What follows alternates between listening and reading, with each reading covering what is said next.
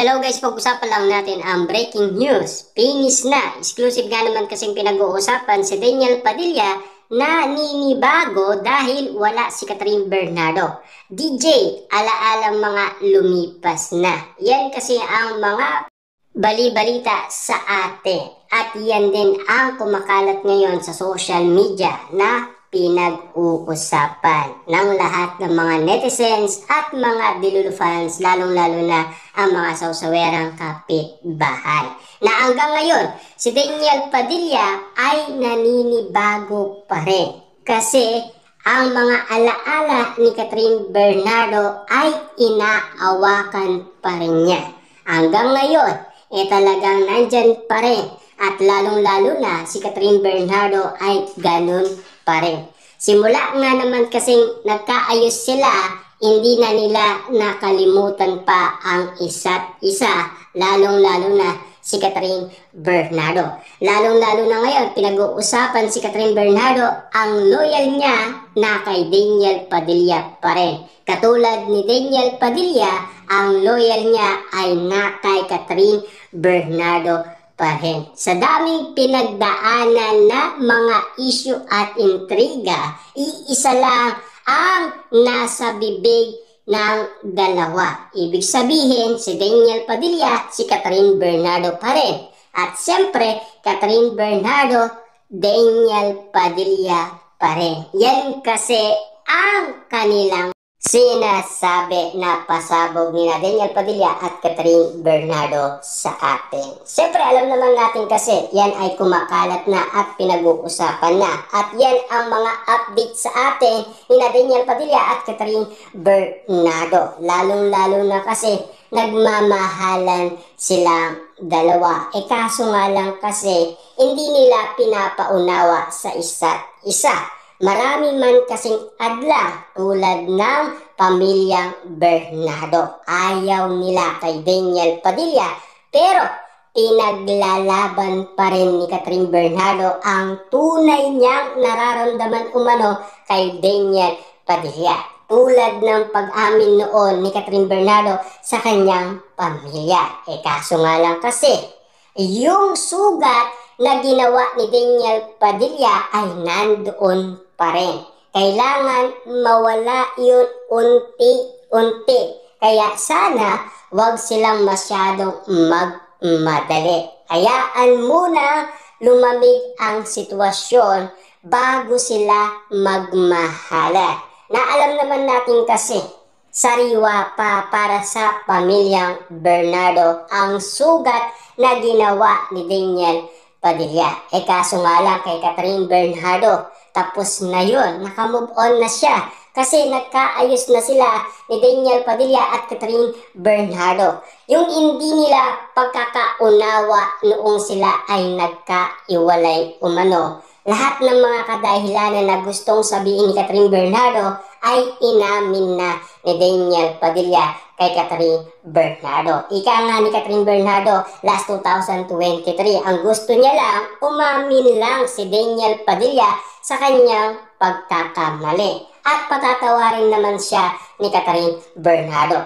Take note guys ha, ilang beses na yan nagkamali. At umaamin si Daniel Padilla noon. At pinapatawad naman ni Catherine Bernardo. Kaso nga lang, paulit-ulit ginagawa ni Daniel Padilla kay Catherine Bernardo yan. Kaya nga naman kasi, naalaman natin lahat ng detalye sa kapatid ni Catherine Bernardo kay Kate Bernardo. Ika nga ng karamihan, bakit sila nagtagal ng 11 years kung marami na palang kasalanan si Daniel Padilla.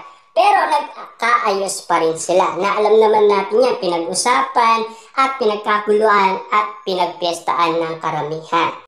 Yan kasi ang mga pasabog ng bali-balita sa atin. At exclusive na pinag-uusapan ngayon. Siyempre, puso ni Daniel Padilla, si Catherine Bernardo pa rin. At lalong-lalo na, Catherine Bernardo, ang puso niya, Daniel Padilla pa rin. Siyempre, hindi na natin maiiwasan yun kung sila ay nagmamahalan. Na alam naman natin kasi, mahal naman nila ang isa't isa. Na alam din natin na ito ang pag-amin nila na alam naman natin ito ay naririnig natin na kwento-kwento umano ng iba't ibang mga tao. Lalo-lalo na kasi may mga pagsubukan na nangyayari umano kina Catherine Bernardo at Daniel Padilla.